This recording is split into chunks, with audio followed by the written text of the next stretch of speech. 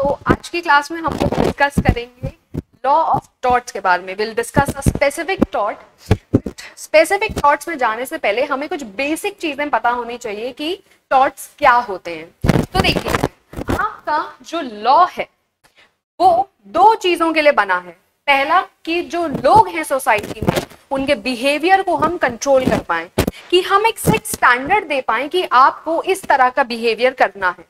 आप अगर ड्राइव कर रहे हैं तो रेड लाइट पे रुकना है, येलो लाइट पे वेट करना है, ग्रीन लाइट पे आपको चलना है।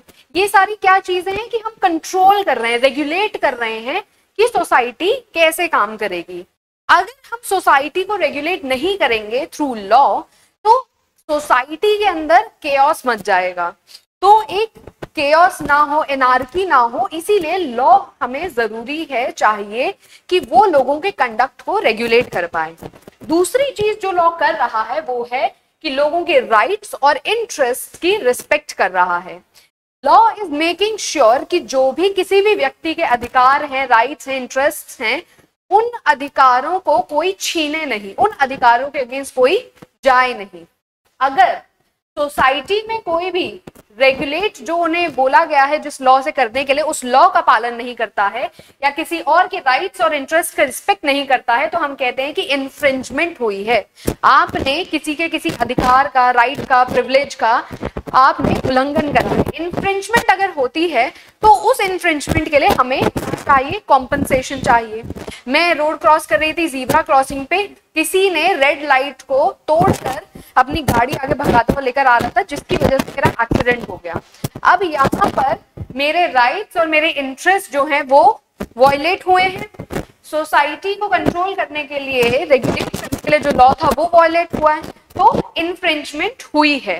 अब इस इन्फ्रिंजमेंट के लिए मुझे कॉम्पनसेशन मिलेगा, जो कॉम्पनसेशन मेरे इलाज के लिए, जो भी मुझे डिस्ट्रेस हुआ है, मेंटल और फिजिकल दोनों, उन सब चीजों के लिए जरूरी होगा। तो ये हमारे लॉ का पर्पस है। अब ये जो टर्म है टॉर्ट, ये टर्म एक लैटिन टर्म से आई है, टॉर्टम, जिसका मतलब होता है ट्विस्ट करना। तो कोई भी कंडक्ट सोसाइटी में अगर होता है जो कि ट्विस्टेड कंडक्ट हम जिसे कहते हैं, तो हम कहते हैं वहां पर टॉर्ट जो है आपका, वो लॉ ऑफ टॉर्ट वहां पर अप्लाई करेगा। आपका जो टॉर्ट है उसकी डेफिनेशन यहाँ पे गिवन है। It is a civil wrong, एक सिविल रॉन्ग जिसके अगेंस्ट हमें अनलिक्विडेटेड डैमेजेस मिलते हैं, मतलब कॉम्पनसेशन के फॉर्म में आपको पैसे दिए जाएंगे, and which is other than breach of contract और ब्रीच ऑफ ट्रस्ट। आपके ब्रीच ऑफ कॉन्ट्रैक्ट मतलब ऐसा नहीं है कि मैं और मेरे साथ कोई पार्टी है एक्स, हम दोनों के बीच में कोई कॉन्ट्रैक्ट है। लेट्स से मैंने कहा कि मैं 50 जो है पेंसिल्स उन्हें दूंगी फॉर 50 रुपीज। अब अगर हम दोनों में से एक भी अपना काम फुलफिल नहीं करता है तो हम कहेंगे कि ब्रीच हुआ है। ठीक है, मैंने अगर पेंसिल सप्लाई नहीं करे या एक्स ने मुझे पैसे नहीं दिए तो ब्रीच हुआ है। तो ये कॉन्ट्रैक्ट सिर्फ दो लोगों के बीच में है, मेरे बीच में और एक्स के बीच में। पर टॉर्ट्स में ऐसा नहीं है। ठीक है, आपके टॉर्ट्स के अंदर कोई भी दो पार्टी सेट नहीं है। टॉर्ट के अंदर आपकी एक ड्यूटी बनती है जो कि जनरल पब्लिक के लिए है। मैं अपनी छत से ईंट नीचे फेंक रही हूं तो मेरी जनरल पब्लिक के लिए एक ड्यूटी बनती है कि मैं नीचे एक बार देख कर ईंट फेंकूं कि कोई नीचे से जा तो नहीं रहा। ठीक है, इसीलिए हम कहते हैं कि it is a wrong which is other than breach of contract और ब्रीच ऑफ ट्रस्ट। अब टॉर्ट्स की एग्जैक्ट एक डेफिनेशन देना थोड़ा मुश्किल है।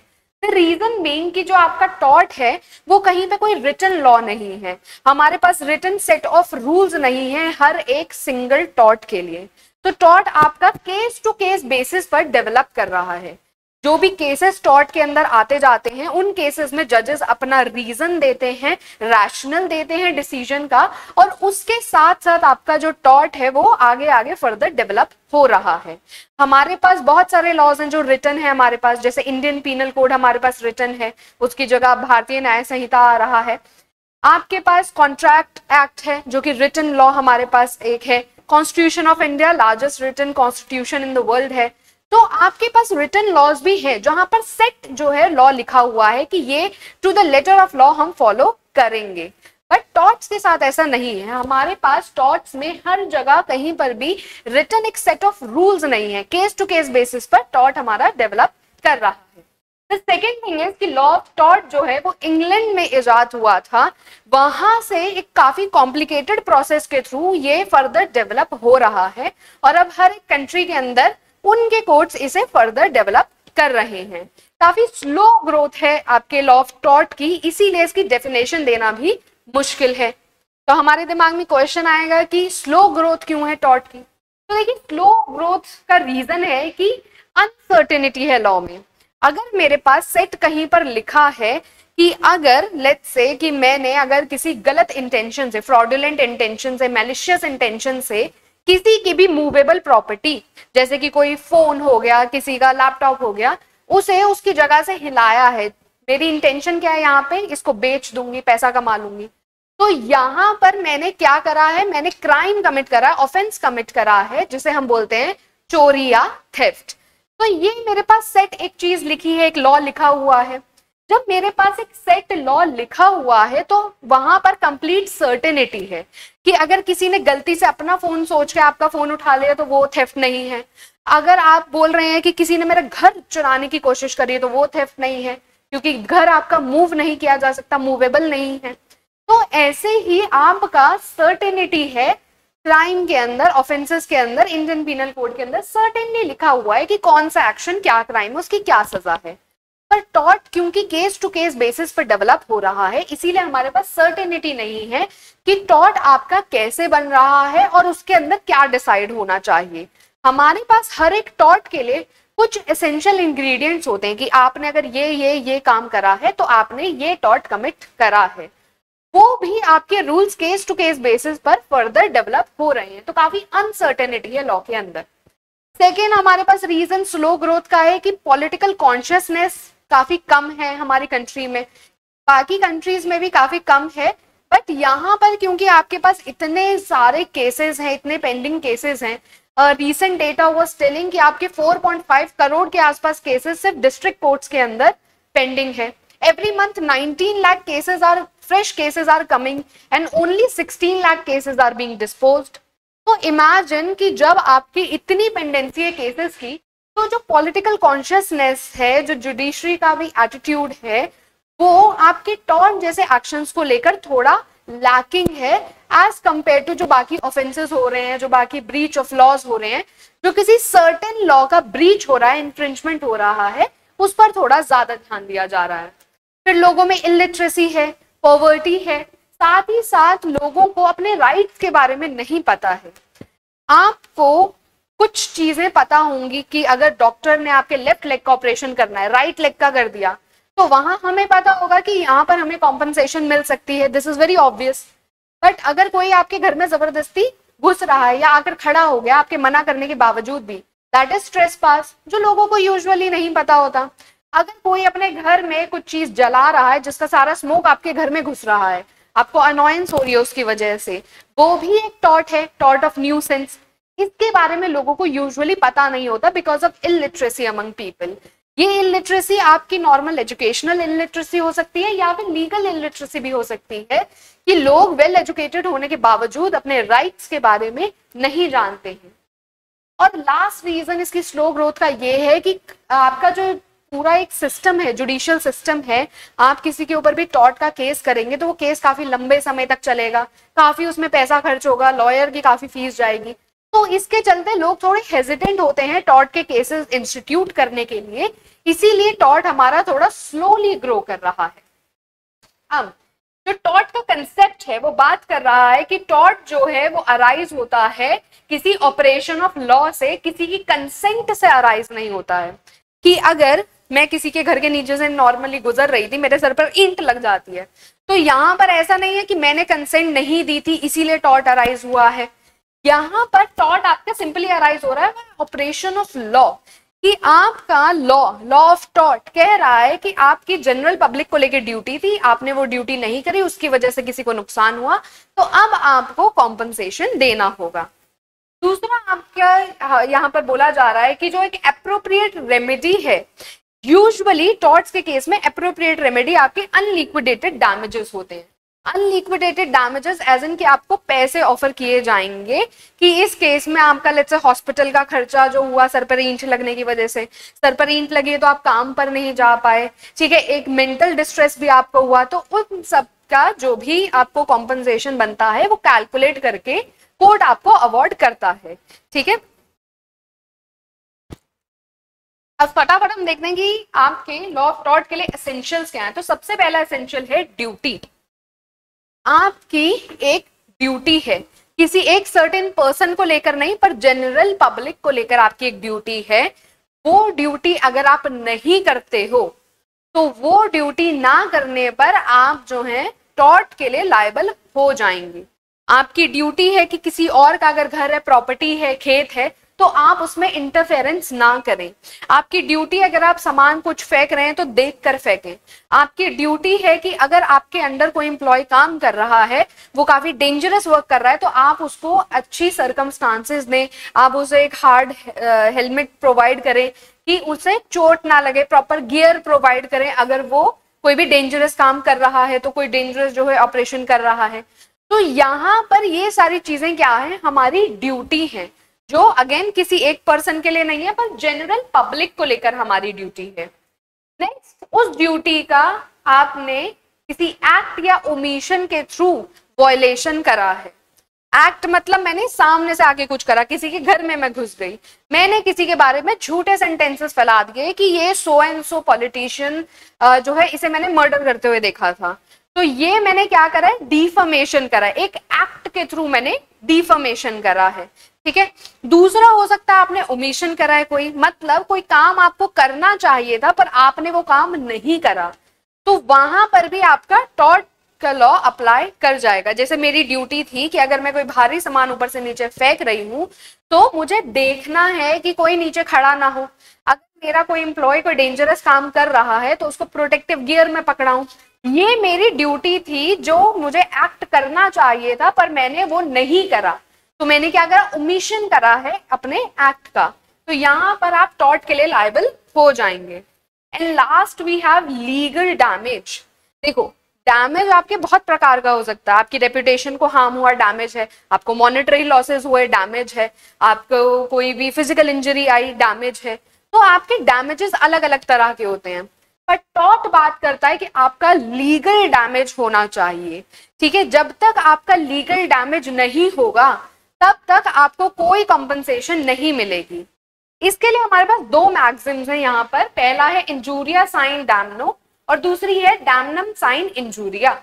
Injuria means injury which is legal injury, ठीक है। इंजूरिया को जब भी आप पढ़ोगे तो इसके साथ लीगल इंजरी साथ ही साथ अपने आप ही पढ़ लेना, ठीक है। Injuria means legal injury, sine means without and damnum means damages.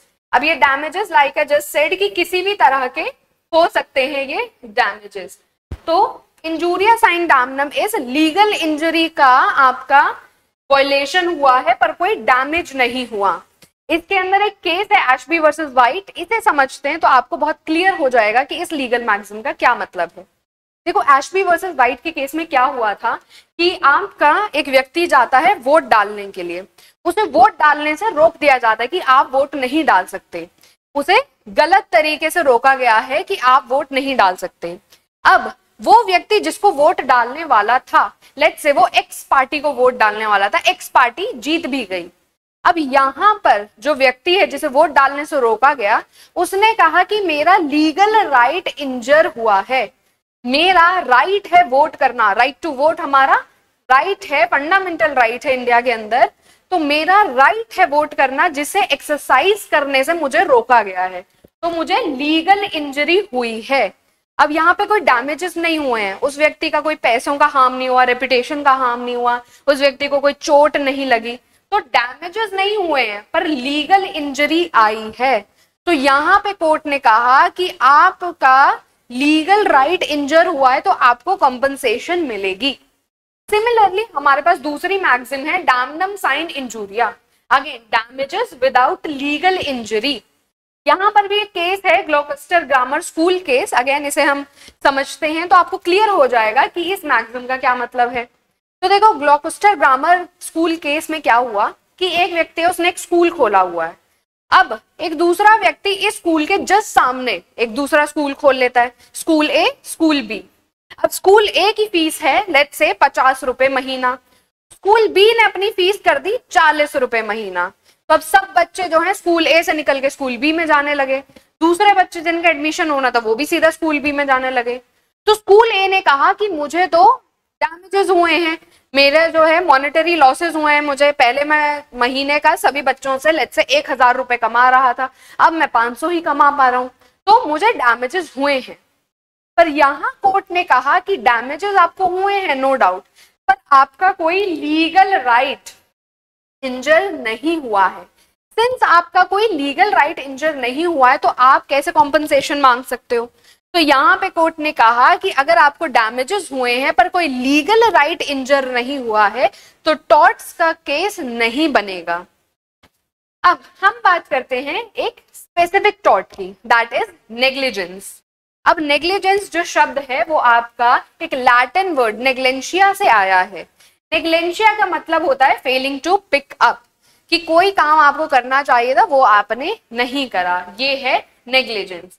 General sense में हम कहते हैं नेग्लिजेंस का मतलब है कि एक एक्ट ऐसा जो कि केयरलेस है इन नेचर, केयरलेसली आपने कोई एक्ट कर दिया, ठीक है। लीगल सेंस में इसका मतलब होता है कि एक स्टैंडर्ड ऑफ केयर था, एक स्टैंडर्ड ऑफ केयर था जो आपने मेंटेन नहीं करा, जो आपने नहीं करा, जिसकी वजह से आपके किसी भी व्यक्ति को कोई भी नुकसान हुआ है, और ये स्टैंडर्ड ऑफ केयर कोई भी रीजनेबल पर्सन करता।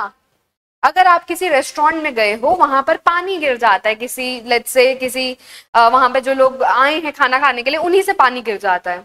अब रेस्टोरेंट ओनर की ड्यूटी है कि वो उस पानी को इमीडिएटली साफ करे, और क्योंकि फ्लोर गीला है तो वहां पे एक साइन लगाए कि ये फ्लोर यहाँ से गीला है, ताकि कोई भी व्यक्ति अगर वहां से निकले तो वो फिसल ना जाए। तो कोई भी रीजनेबल पर्सन एक्सपेक्ट करेगा कि आपके अगर रेस्टोरेंट में पानी गिरा है तो आप उसे इमीडिएटली साफ करेंगे। अगर आप ये नहीं करते, अगर आप केयरलेसली जो एक स्टैंडर्ड ऑफ केयर था वो नहीं मेंटेन करते हो और कोई व्यक्ति वहां पे फिसल के गिर जाता है, उसे चोट आती है, तो आप लायबल होंगे उसे कॉम्पनसेशन देने के लिए, ठीक है। This is your negligence. अब नेग्लिजेंस आपकी 3 प्रकार की है, ठीक है। सबसे पहले नॉन फिएसांस। नॉन फिएसांस मतलब आपको कोई एक्ट करना चाहिए था, आपने नहीं करा।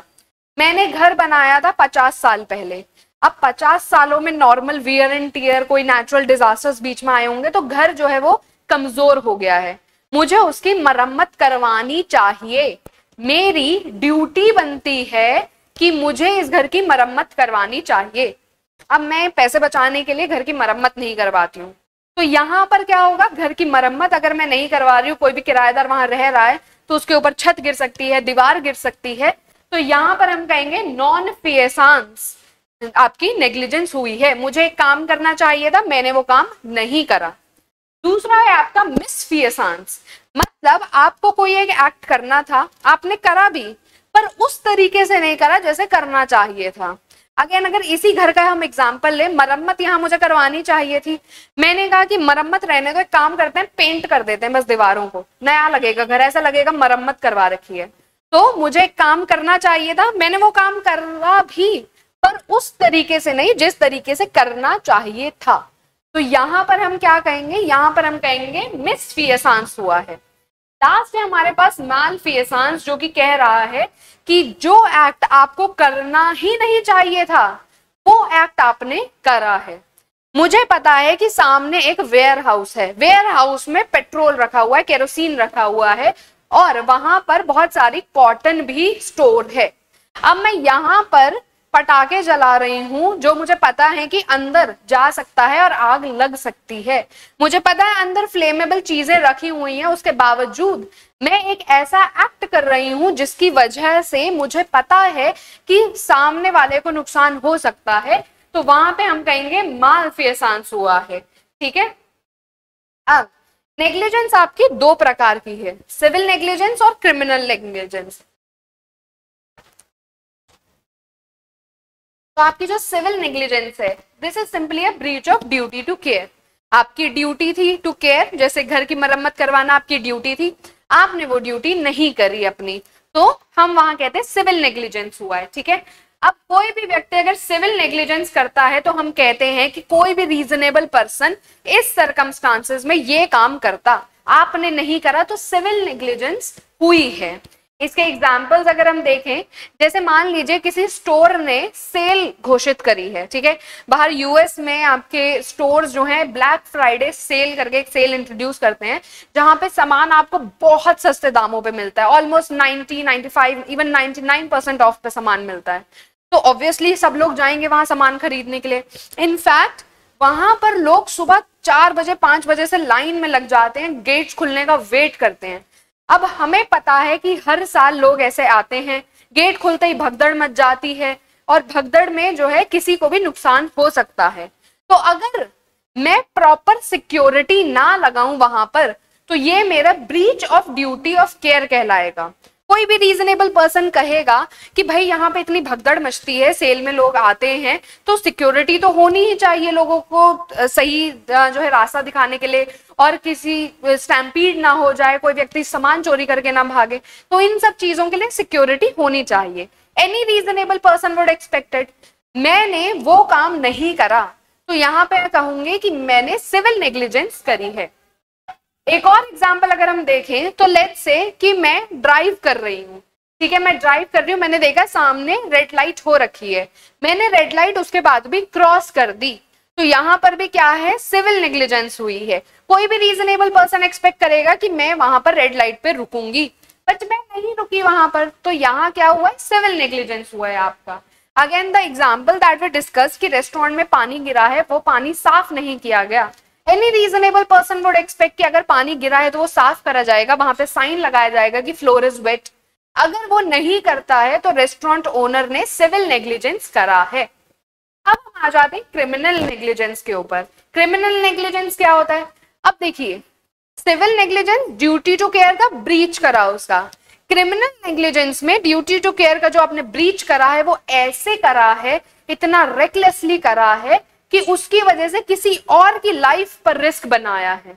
फॉर एग्जाम्पल, अगर मैं ड्राइव कर रही हूँ फुल स्पीडिंग करते हुए और सामने रेड लाइट है, मैं फिर भी ड्राइव कर रही हूँ और बहुत ही भीड़ है वहां पे, लोग रोड क्रॉस कर रहे हैं, मैं फिर भी ड्राइव करती जा रही हूँ, तो ये क्या है, क्रिमिनल नेग्लिजेंस है कि मेरे रेकलेस एक्ट की वजह से सामने जो रोड क्रॉस कर रहे हैं उनकी जान पर रिस्क बनाया है। मैं अगर अल्कोहल कंज्यूम करके गाड़ी ड्राइव कर रही हूँ तो वो भी क्रिमिनल नेग्लिजेंस है कि मैं बहुत ही रेकलेस एक्ट कर रही हूँ। मैं ऐसे स्टेट में ही नहीं हूँ कि मैं गाड़ी को कंट्रोल कर पाऊं, मैं कभी भी कंट्रोल खो सकती हूँ। गाड़ी में बैठे लोगों की जान पर भी रिस्क बना है, साथ ही साथ बाहर जो भी लोग हैं उनकी जान पर भी रिस्क बना हुआ है। तो ये हमारा अगेन क्या होगा, क्रिमिनल नेग्लिजेंस होगा। मेरे पास लेट्स से एक जर्मन शेफर्ड है, ठीक है, और एक बुलडॉग है। मैं उन दोनों को, खूंखार वो डॉग्स हैं और मैंने उनको ट्रेनिंग भी नहीं दी है, टेम भी नहीं करा, और बिना उन्हें किसी भी पट्टा बांधे मैं किसी पब्लिक पार्क में ले जाती हूँ। अब अगर ये डॉग्स किसी को काट लेते हैं तो यहाँ पर भी मैं क्रिमिनली लायबल होंगी, क्रिमिनल नेग्लिजेंस हुआ है, क्योंकि मुझे पता है वो कुत्ते जो हैं वो खूंखार हैं, मुझे पता है कि इन्हें मैंने ट्रेन नहीं करा है और उसके बावजूद मैं उन्हें पब्लिक में लेकर जा रही हूँ बिना कोई भी लीश पहनाए, तो यहाँ पर मैं क्रिमिनली लायबल होंगी अपने एक्ट के लिए। अब चलिए बात करते हैं कि नेग्लिजेंस के एसेंशियल्स क्या हैं। तो नेग्लिजेंस के आपके 6 एसेंशियल्स हैं, ठीक है। सबसे पहला एसेंशियल है duty to care, duty of care जिसे हम कहते हैं।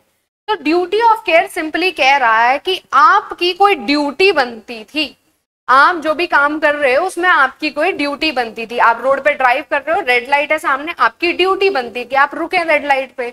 आप ऊपर से कुछ भारी सामान नीचे फेंक रहे हैं, आपकी ड्यूटी बनती थी नीचे देखकर फेंकना, तो आपकी ड्यूटी ऑफ केयर है।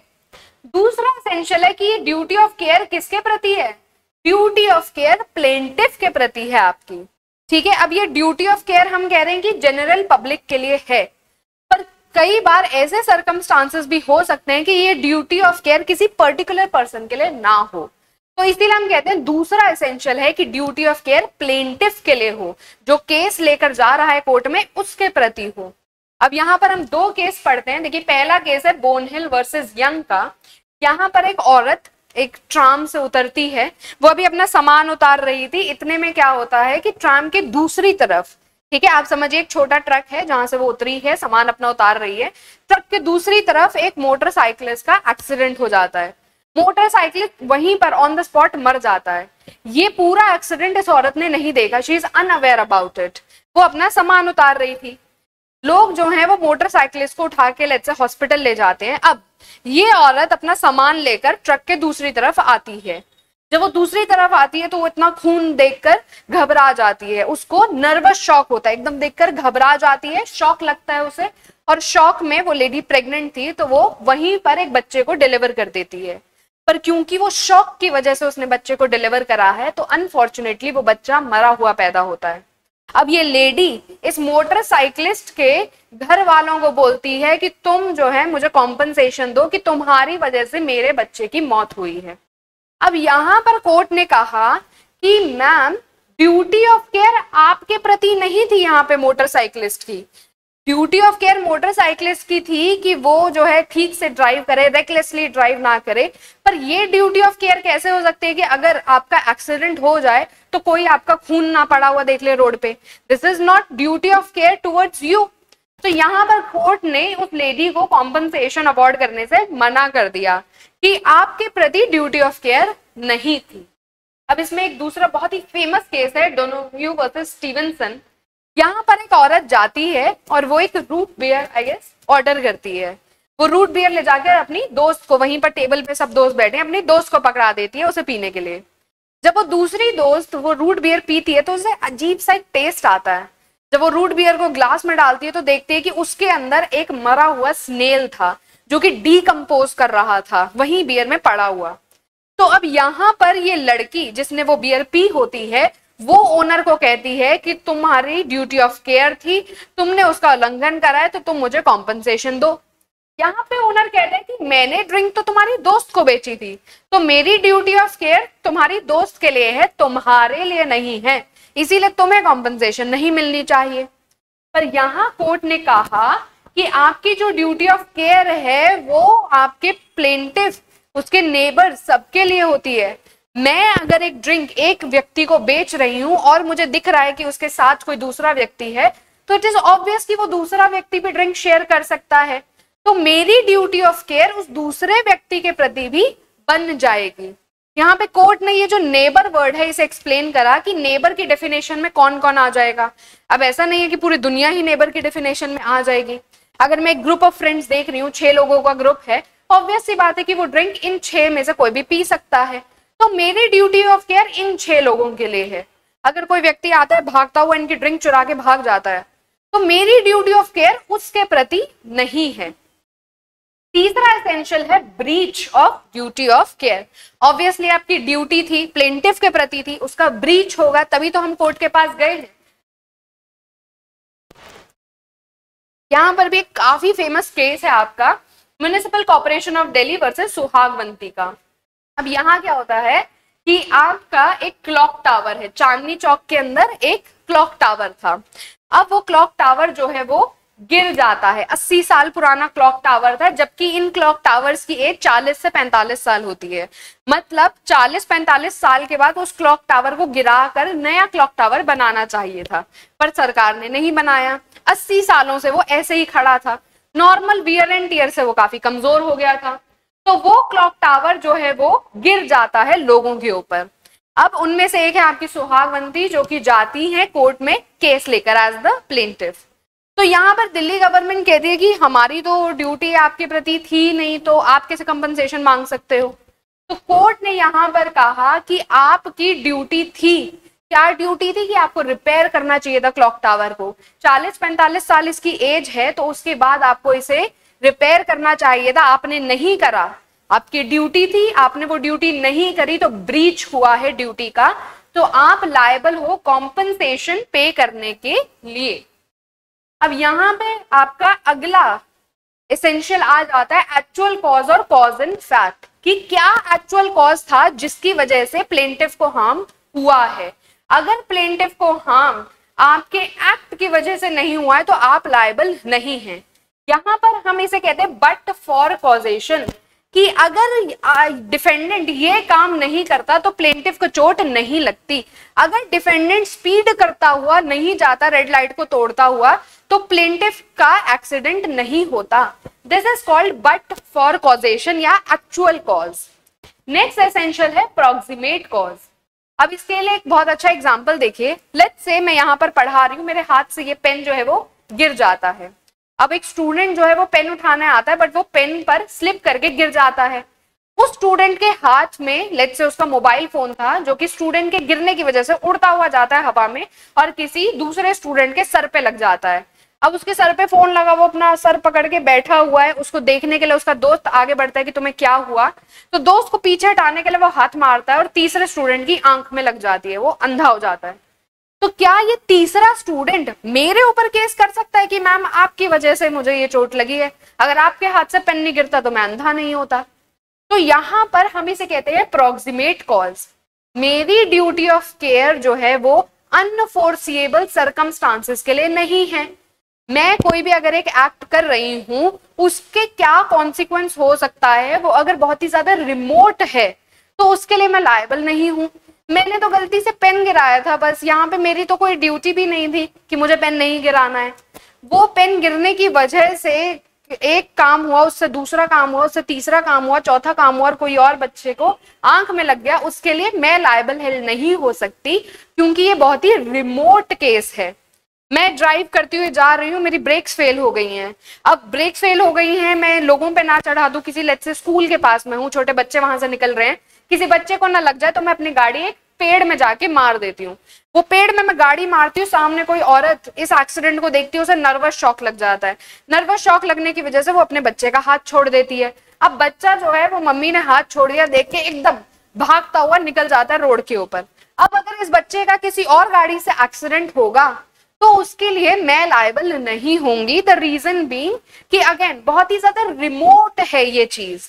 मैं अगर गाड़ी चला रही हूँ, ब्रेक उसकी फेल है, तो उसमें क्या मैं सोच सकती हूँ कि किसी और व्यक्ति के ऊपर वो गाड़ी चढ़ जाएगी? ये मैं सोच सकती हूँ, ये फोर्सिएबल है।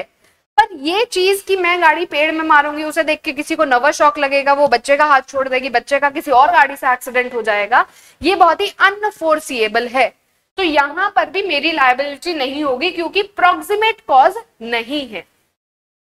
लास्ट है consequential harm to the plaintiff. Plaintiff को इस चीज से कोई हार्म भी होना चाहिए।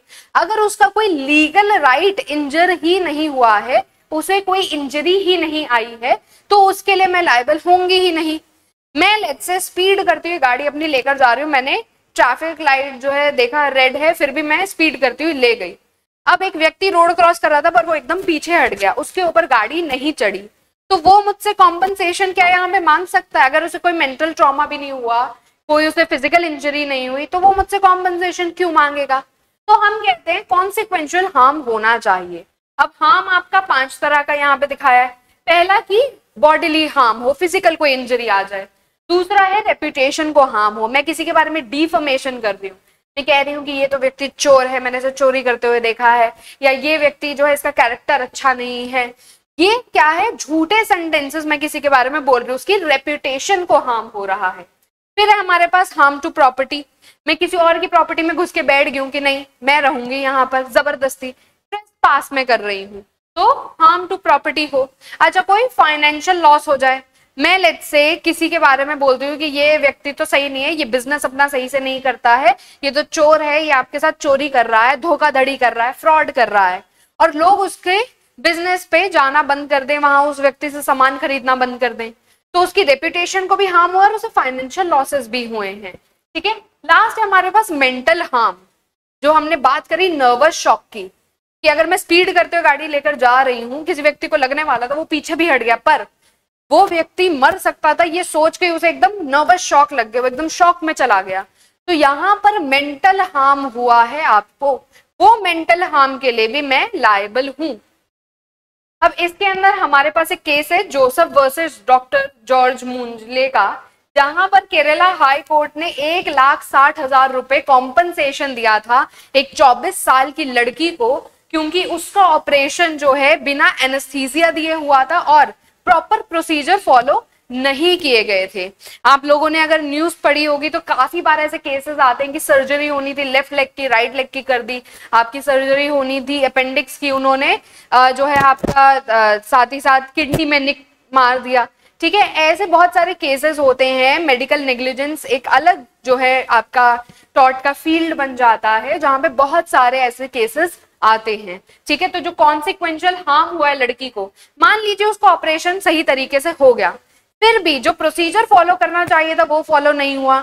उसे एनेस्थीसिया देना चाहिए था ताकि उसे बिल्कुल दर्द फील ना हो ऑपरेशन के दौरान, उसे नहीं दिया गया, या एडिक्वेट अमाउंट नहीं दिया गया, वो ऑपरेशन के बीच में ही एकदम उसकी आंखें खुल गई, वो जग गई, तो यहां पर भी आपको हार्म हुआ है, उसके लिए लायबल होगी सामने वाली पार्टी। अब हमारे पास एक प्रिंसिपल आ जाता है रेस इस्पा लोकितर का, ये भी अगेन एक लीगल मैक्सिम है। इसका मतलब है the thing speaks for itself. मतलब अगर आपका कभी भी नेग्लिजेंस का केस होता है तो मैं प्लेंटिफ हूं, मैं जाऊंगी कोर्ट के पास, मैं कहूंगी कि देखो डिफेंडेंट की ड्यूटी टू केयर थी, वो ड्यूटी ऑफ केयर मेरे प्रति थी, उस ड्यूटी ऑफ केयर का इसने ब्रीच करा, वो ब्रीच एक्चुअल लॉस में जो है रिजल्ट करा, ये प्रोक्सिमेट कॉज भी है, रिमोट डैमेज नहीं है, और इसकी वजह से मुझे रेपुटेशन का हार्म हुआ या बॉडीली इंजरी हुई या कुछ भी हार्म या डैमेज मुझे हुआ या मेरा लीगल राइट वॉयलेट हुआ, तो ये सब प्लेंटिफ को प्रूव करना पड़ता है। बट जहां पर रेस इस्पा लोकितर की आपकी मैक्सिम लग जाती है, मतलब the thing speaks for itself, वहां पर कोर्ट मान लेता है कि ये तो केस देख के ही समझ आ रहा है कि डिफेंडेंट की ड्यूटी ऑफ केयर था जिसका उसने ब्रीच करा, जिसकी वजह से प्लेंटिफ को चोट लगी।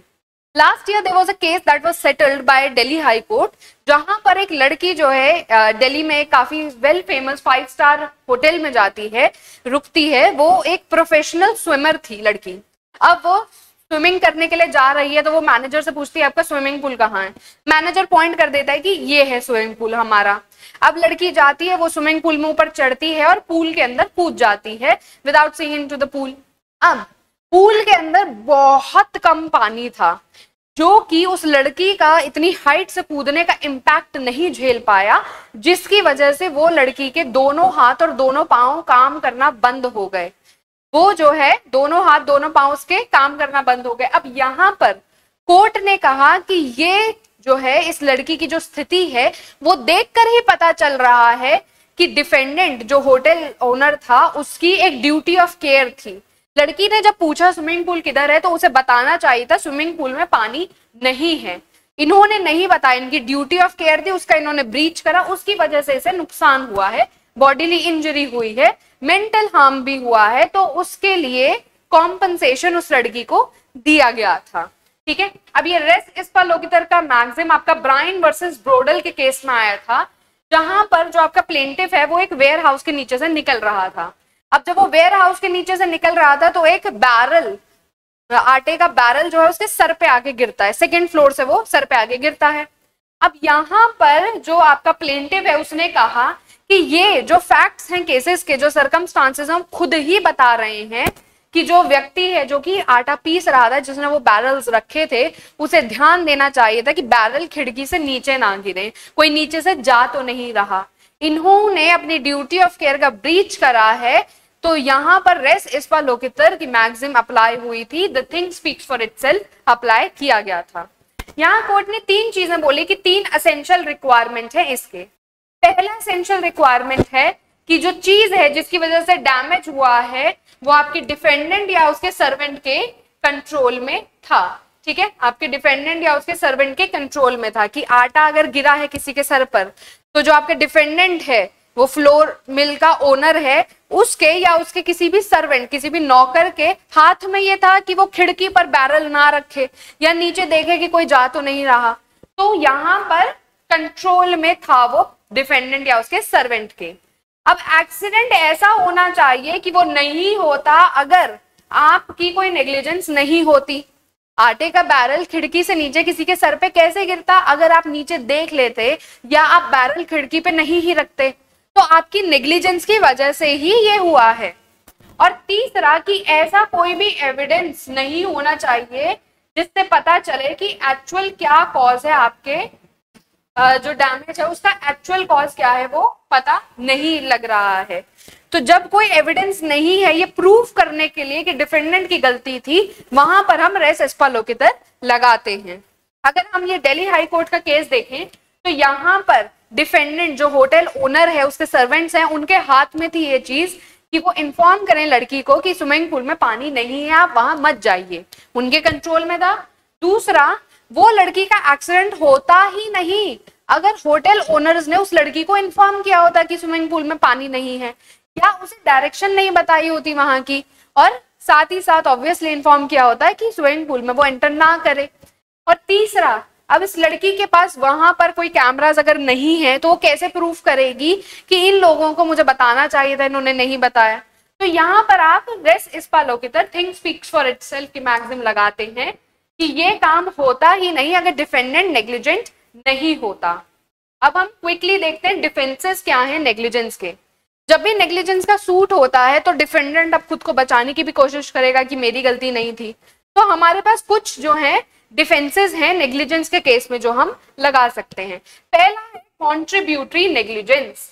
कॉन्ट्रीब्यूटरी नेग्लिजेंस मतलब डिफेंडेंट कह रहा है कि एक्सीडेंट होता ही नहीं प्लेंटिफ का अगर प्लेंटिफ ने भी जो है ध्यान दिया होता। प्लेंटिफ भी नेग्लिजेंट था, डिफेंडेंट भी नेग्लिजेंट था। लेट्स से एक व्यक्ति जो है वो जीब्रा क्रॉसिंग से क्रॉस नहीं कर रहा है रोड, और उसे दिख रहा है कि ग्रीन लाइट है, वो फिर भी रोड क्रॉस कर रहा है। उसे रेड लाइट का वेट करना चाहिए था रोड क्रॉस करने के लिए, पर वो ग्रीन लाइट पे ही कर रहा है। अब एक गाड़ी वाला जो है वो थोड़ा स्पीड करते हुए आ रहा था, उसकी speed limit let's say 60 kilometre per hour थी, वो 80 किलोमीटर या 100 किलोमीटर पर आवर से चला रहा था। तो डिफेंडेंट की भी गलती है कि वो स्पीडिंग कर रहा था, प्लेंटिफ की भी गलती है कि एक तो वो जीब्रा क्रॉसिंग से जो है क्रॉस नहीं कर रहा था, दूसरा कि वो ग्रीन लाइट है तब भी चल रहा है। तो दोनों तरफ से नेग्लिजेंस है, दोनों तरफ से गलती है। अगर प्लेंटिफ ध्यान देता तो उसका एक्सीडेंट नहीं होता, डिफेंडेंट स्पीड में निकल जाता। अगर डिफेंडेंट ध्यान देता कि कोई क्रॉस कर रहा है रोड, वो अगर नॉर्मल स्पीड लिमिट में चला रहा होता तो भी एक्सीडेंट नहीं होता। तो इसे हम कहते हैं कॉन्ट्रीब्यूटरी नेग्लिजेंस, कि दोनों पार्टीज ने कॉन्ट्रीब्यूट करा है। अगर दोनों पार्टीज ने इक्वली कंट्रीब्यूट करा होता है तो किसी को कॉम्पनसेशन नहीं मिलती। अदरवाइज जिस पार्टी ने ज्यादा गलती करी होती है उस पार्टी को कम गलती वाली पार्टी को कॉम्पनसेशन देना पड़ता है। यहाँ पर आपने क्योंकि गलती करी है इसीलिए आपको थोड़ा कम कॉम्पनसेशन मिलता है। वो कैलकुलेट करा जाता है कि कितना परसेंट इसकी गलती थी, उतना परसेंट कॉम्पनसेशन कम हो जाता है। एक बस कंडक्टर है, बस चला के लेकर जा रहा है, एक व्यक्ति चलती बस से उतर रहा है। अब ये व्यक्ति की भी गलती है कि चलती बस से वो उतर रहा है, गलत चीज है ये, बस रुकने का उसे वेट करना चाहिए था। और बस ड्राइवर को जब दिख रहा है सामने बस स्टॉप है, उसे धीरे करनी चाहिए थी बस, पर वो स्पीड करता हुआ लेकर जा रहा था। तो यहाँ पे दोनों पार्टीज की गलती है, पर गलती थोड़ी ज्यादा बस ड्राइवर की है कि वो बस स्टॉप पे नहीं रुका और वहां से स्पीड करके लेकर जा रहा था। तो यहाँ पर इस व्यक्ति को जब चोट आएगी तो उसे कॉम्पनसेशन मिलेगा, पर कम कॉम्पनसेशन मिलेगा। नेक्स्ट हमारे पास है आपका इसी के अंदर एक हमारे पास केस है शेल्टन वर्सेस L&W रेलवे। यहाँ पे जो हमारा प्लेंटिफ है वो क्रॉस करके जा रहा है, पटरियों से रेलवे लाइन पर क्रॉस करके जा रहा है। अब एक व्यक्ति जो है वो रेलवे लाइन पर जो है उसे वार्निंग दे रहा है। उसका काम था कि उसे वहां पे खड़े रहना चाहिए था, ठीक है, खड़े रहना चाहिए था और उसे बताना चाहिए था कि किसी को भी क्रॉस करना अलाउ नहीं करने देना चाहिए था। ठीक है, आपका ए है प्लेंटिफ, वो रेलवे लाइन से क्रॉस करके जा रहा है दूसरे प्लेटफॉर्म पे। अब आपके रेलवे के एक एम्प्लॉय का ये ड्यूटी था कि वहां खड़े रह के उसे किसी को भी अलाउ नहीं करने देना चाहिए था रोड वहां से रेलवे ट्रैक्स पर से क्रॉस करना। तो दोनों पार्टीज की गलती है। अब ये जो व्यक्ति है रेलवे का एम्प्लॉय, ये आके चिल्लाता है कि अरे भाई ट्रेन आने वाली है, पीछे हटो या साइड हट जाओ। पर प्लेंटिफ हमारा बहरा है इसीलिए वो सुन नहीं पाया।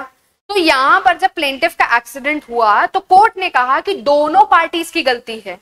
ट्रेन के जो एम्प्लॉयज हैं, रेलवे के जो एम्प्लॉयज हैं, उनकी भी गलती है कि वो अपनी ड्यूटी क्यों नहीं कर रहे थे वहां खड़े होके। पर प्लेंटिफ की भी उतनी ही गलती है कि रेलवे ट्रैक से क्यों क्रॉस कर रहे हो आप लाइन। तो यहाँ पर कॉन्ट्रीब्यूटरी नेग्लिजेंस का आपका डिफेंस लगा था। नेक्स्ट है हमारे पास एक्ट ऑफ गॉड, कि जो काम हुआ है वो ऐसा है कि मेरे हाथ में था ही नहीं, वो जो है भगवान की इच्छा से काम हुआ था, उसके लिए मैं लायबल कैसे हेल्ड हो सकती हूँ। तो यहाँ पर हमारे पास एक आर्टिफिशियल लेक केस है निकोल्स वर्सेस मार्सलैंड का। एक व्यक्ति जो है आपका जो डिफेंडेंट है वो अपने घर में एक आर्टिफिशियल लेक बनवाता है, ठीक है, अपने घर के बाहर वो एक छोटा सा लेक बनवा लेता है। अब उस साल इतनी ज्यादा बारिश होती है जितनी आज से पहले कभी हुई ही नहीं थी, इतनी ज्यादा बारिश वहां पर होती है, तो उसकी वजह से वो पूरा पूल जो है भर जाता है और बह जाता है। अब वो पानी बह के प्लेंटिफ के घर में घुस जाता है, तो प्लेंटिफ जो है डिफेंडेंट पर केस कर देता है। यहां पर कोर्ट ने कहा कि आज से पहले कभी इतनी ज्यादा बारिश हुई ही नहीं है, तो इसे हमने एक्ट ऑफ गॉड का नाम दिया कि एक्ट ऑफ गॉड था ये, इसके लिए डिफेंडेंट लायबल नहीं हो सकता। पर यहां पर भी एक क्लॉज है, लेट्स से कि एक बिल्डिंग है, वो बिल्डिंग पहले ही बहुत ही बुरी हालत में है, मुझे मरम्मत करवानी चाहिए थी, मैंने नहीं करवाई। अब अगर बारिश होती है, बहुत ज्यादा बारिश हुई, छत गिर जाती है, तो उस बिल्डिंग में जो भी लोग रह रहे हैं, मेरे जो भी टेनेंट्स हैं, वो उन लोगों के पास राइट है कि वो मेरे खिलाफ केस कर सकते हैं। अब मैं यहाँ नहीं कह सकती कि बारिश तो एक्ट ऑफ गॉड है, ये तो भगवान ने करवाया है, नहीं, मेरी भी गलती है, इधर मुझे मरम्मत करवानी चाहिए थी, मैंने नहीं करवाई। दूसरा चीज ये है कि अगर वो चीज होते रहती है तो यहाँ पे एक्ट ऑफ गॉड का डिफेंस नहीं ले सकते।